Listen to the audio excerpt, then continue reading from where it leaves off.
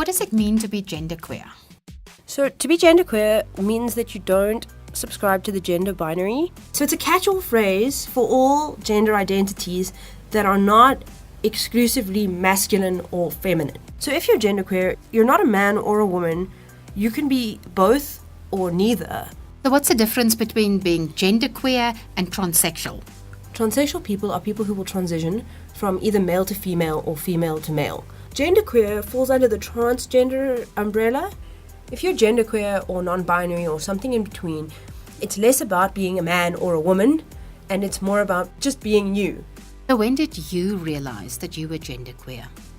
So I was born in a woman's body. I was born a girl, but ever since I was very, very small, I've always been a tomboy and been very, very uncomfortable being a girl, but I never wanted to be a boy.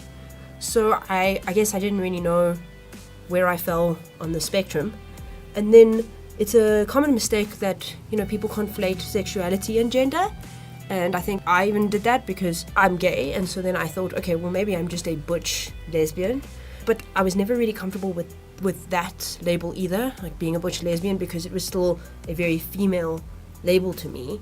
So I guess maybe somewhere I always knew that I was genderqueer, but I didn't have the language for it yet. It was when I got the language. You didn't have to be either a man or a woman because, in my head, that's what I had to do. Like, if I wasn't one, I had to be the other. So where do you go from that if you don't feel like either? And how have people been reacting to you? How has society taken this? My family has been overwhelmingly supportive. My friends have also been really great. Society in general, I think some people really battle with it.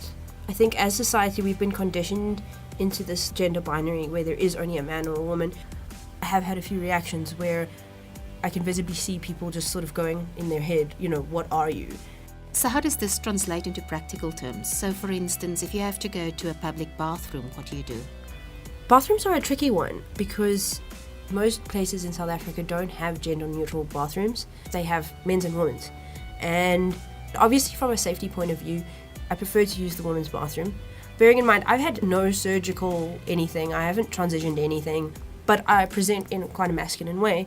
And I have been asked to leave bathrooms. It's complicated. And other than sort of just trying to avoid public bathrooms at all costs, I don't really know what to do. How do people refer to you? They obviously don't say he or she. What do they say? I prefer the singular pronoun they, them.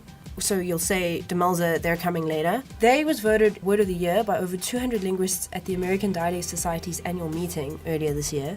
So it's becoming increasingly popular, and I think more and more people are catching on to it. My colleagues and friends are really supportive, but they do forget sometimes. But I kind of almost prefer that at least they're trying.